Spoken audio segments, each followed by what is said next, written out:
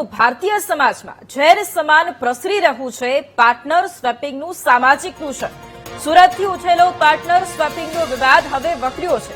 રાજકોટની મહિલાના સુરતના યુવક સાથે લગ્ન થયા હતા। લગ્નના 3 જ મહિનામાં પતિએ પત્નીને પાર્ટનર સ્વેપિંગ માટે દબાણ કર્યું। નાણાકીય સ્થિતિ સારી બનાવવા માટે પતિએ પત્નીને પાર્ટનર સ્વેપિંગ કરવા દબાણ કર્યું। હિંમતવાન યુવતીએ આવી વિકૃત માનસિકતાનો વિરોધ કરી અને કેસ નોંધાવ્યો છે। પીડિતાએ બીટીવી ન્યૂઝ સમક્ષ વેદના ઠાલવી છે। ફેસબુક જેવા સોશિયલ મીડિયાના માધ્યમથી થતી કુપ્રવૃત્તિઓનો પર્દાફાશ કર્યો છે। કોઈ પૈસા માટે તો કોઈ પૈસા દઈને અનૈતિક પ્રવૃત્તિમાં સામેલ થઈ રહ્યા છે। થોડા માણસોથી શરૂ થયેલા એકાઉન્ટમાં આજે હજારો લોકો જોડાયેલા છે। માત્ર લગ્ન થયેલા દંપતી જ નહીં, ગર્લફ્રેન્ડ બોયફ્રેન્ડમાં પણ આ પ્રવૃત્તિ સાથે જોડાયેલા છે। અગાઉ સુરતના એક ઇન્ફ્લુએન્સરે સભ્ય સમાજમાં ચાલી રહેલી ખરાબ પ્રવૃત્તિનો પર્દાફાશ કર્યો હતો। સમગ્ર ગુજરાતમાં જે ચર્ચાસ્પદ કિસ્સો સામે આવી રહ્યો છે, હાહાકાર મચાવતો, કે જેના પાર્ટનર સ્વેપિંગ કરવામાં આવે છે, પત્નીઓની અદલાબદલી કરવામાં આવે છે। આને લઈને જે ભોગ બનનાર બેન આપણી સાથે જોડાય છે, તેમની સાથે વાત કરશું। બેન, શું કહેશો? આખી ઘટના કઈ રીતે, ઘટનાક્રમ શું, તમે કઈ રીતે કેસ કર્યો? મારું લગ્ન સુરત ખાતે અડાજણ થયું હતું। મારું લગ્ન 2022માં થયું હતું। આ જે વસ્તુ છે એ ફેસબુકના મારફતે એ લોકો કરે છે। મારા પતિ મને આમાં ઇન્વોલ્વ કરવા માંગતા હતા। આજે એ બાબતથી હું કોર્ટમાં કેસ લડી રહી છું। શું કહેશો? આ ઘટનાક્રમ કઈ રીતનો હતો? ક્યારથી શરૂઆત થઈ? કોણ કોણ આમાં ઇન્વોલ્વમેન્ટ? મુખ્ય કોણ? ક્યાંથી આની શરૂઆત થઈને કેટલા લોકો આની સાથે જોડાયેલા?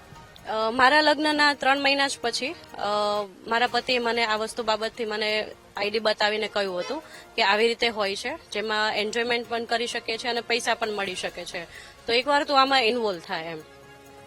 એમાં કોણ કોણ લોકો જોડાયેલા? હાઈ પ્રોફાઇલ બિલ્ડરો હોય, લોકો હોય, સામાન્ય મધ્યમ વર્ગના, ક્યાં લોકો જોડાયેલા હોય? આમાં કોઈ એ પર્ટિક્યુલર એવો કોઈ વર્ગ છે જ નહીં, બધા જ છે। જે નાનાથી લઈને મોટા સુધી બધા જ કપલો જોડાયેલા છે। જેમને પૈસાની તકલીફ રહી છે, ફાઇનાન્શિયલ કન્ડિશન જેમની સારી નથી હોતી, એ લોકો પણ જોડાયેલા છે, અને જે પૈસાવાળા છે એ લોકો પણ જોડાયેલા છે। પૈસાવાળા જે નથી એ પૈસાના માટે જોડાયેલા છે, અને જેની પાસે પૈસા છે એ લોકો એના એન્જોયમેન્ટ માટે જોડાયેલા છે। શું કહીને લઈ જતા હતા? કઈ જગ્યાએ જતા હતા? બધું હું ક્યાંય ગઈ નથી, પણ મને જસ્ટ એવી રીતે કહેવામાં આવ્યું હતું કે આવી રીતે મળતા હોય છે। જે લોકો ફેસબુક ઉપર અકાઉન્ટ બનાવે છે અને એ લોકો આઈડી ઉપર વિડીયો કોલમાં પેલા વાતચીત કરે છે, પછી કન્ફર્મ કરે છે રિયલ કપલ છે કે નહીં, અને એના પછી એ લોકો કેઝ્યુઅલ મીટિંગ કરીને મળતા હોય છે। એના પછી પાછું નક્કી કરે છે કે કયા પ્લેસ ઉપર જવું, પછી એ લોકો હોટલમાં રૂમ બુક કરે છે અને મળે છે। ત્યાં શું સુવિધાઓ ઉપલબ્ધ કરતા? શું શું વસ્તુઓ માટે તેઓ કહેતા હતા? ના, હું ક્યારે ગઈ નથી, એટલે ત્યાંની સુવિધાની મને અન્ય કોઈ બહેનો તમારી સાથે? ના, મારા સાથે હાલ કોઈ કોન્ટેક્ટમાં નથી, અને જો જરૂરથી આવશે તો એમની હું મદદ જરૂરથી કરીશ। આ જે ઘટનાક્રમ છે આખો, આને કઈ રીતે જોઈ રહ્યા છો? પાર્ટનર સ્વેપિંગનો આખો મામલો છે, હું આને બસ એ રીતે જોઈ રહ્યું છું કે આ ન થવું જોઈએ। આ જે ગેરકાયદેસર પ્રવૃત્તિ થઈ રહી છે, જે મહિલાઓને આત્મસન્માન, માન સન્માનને જે ઠેસ પહોંચે છે, જે મહિલાઓ અત્યારે અવાજ ઉઠાવી નથી શકતી, જે મહિલાઓની ગરિમાને ઠેસ પહોંચે છે, જે લોકો બહાર કોઈને કહી નથી શકતા, પોલીસમાં જાય છે તો કોઈ કેસ બનતો નથી, એવું કહે છે તમારા પતિ સાથે છે તો પછી તમને પ્રોબ્લેમ શું છે?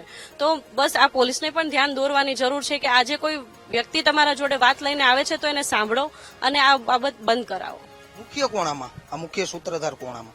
મુખ્ય સૂત્રધાર જે છે એ કપલ જ છે, જે પોતાના મરજીથી કરી રહ્યા છે, પણ આ મરજીથી પણ ના થવું જોઈએ।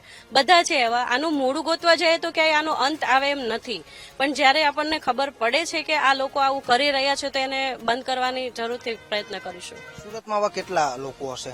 સુરતમાં જે છે મારી આઈડીમાં જે કોન્ટેક્ટમાં આવ્યા હતા, હું કોઈ રિયલ કપલને મળી નથી, જસ્ટ મેસેજમાં જ મારે વાત થઈ હતી, તો એ 15 થી 20 લોકો હતા, પણ આઈડીઓમાં જે જોડાય છે એ 400 થી વધારે છે, અને જે હાલમાં પ્રવૃત્તિ થઈ છે આજની તારીખ સુધીમાં એ હજારોથી વધારે લોકો છે જે આઈડી બનાવીને આ પ્રવૃત્તિ કરી રહ્યા છે। કે શું ભદ્ર સમાજનો આ કિસ્સો કેવો, હિન્દુ સંસ્કૃતિ માટે કેટલો હાનિકારક? આ સમાજ માટે બહુ મોટું દૂષણ છે, જે આવનારી પેઢીને પણ બહુ તકલીફ આપે એમ છે। જો આ આપણે કરી રહ્યા છીએ તો આવનારી પેઢીને આપણે શું સંસ્કાર આપશું? ભલે કોઈ પણ વસ્તુ જે છે આ વસ્તુ ના થવી જોઈએ, સમાજ માટે આ એક દૂષણ છે। તમે તો પરણિત છો, પરંતુ ક્યાંક કોલેજના સ્ટુડન્ટો અને યુવતીઓ સાથે પણ આવું થતું હશે, માનો છો? હા, આમાં જે જસ્ટ કપલ સ્વેપિંગ પણ નથી, હાલમાં મને જાણવા મળ્યું છે કે ગર્લફ્રેન્ડ બોયફ્રેન્ડ પણ સ્વેપિંગ કરતા હોય છે, તો એ પણ ના થવું જોઈએ। વર્ષથી આ હતા બેન જે ભોગ બનનાર સુરતના છે અને તેઓ રાજકોટ રહે છે અને તેઓએ જીતના પોતાનું આ સમગ્ર મામલાને લઈને કોર્ટ કેસ છે તે કર્યો છે. ત્યારે આજે જે હિન્દુ સંસ્કૃતિ માટે આ હાનિકારક કિસ્સો છે તે સામે આવ્યો છે. ખાસ કપલનોની અદલા બદલી કરવામાં આવે છે અને આને જ લઈને ક્યાંક ગંભીર આક્ષેપો થઈ રહ્યા છે. ત્યારે રાજકોટના ભોગ બનનાર મહિલા સામે આવી અને પોતે અવાજ ઉઠાવ્યો છે ને તમામ લોકોએ આ મામલે જાગૃત થવું જોઈએ તેવું અત્યારે લોકો કહી રહ્યા છે. કેમેરામેન નિશિત ગઢિયા સાથે સની મેળ, વીટીવી ન્યૂઝ, રાજકોટ.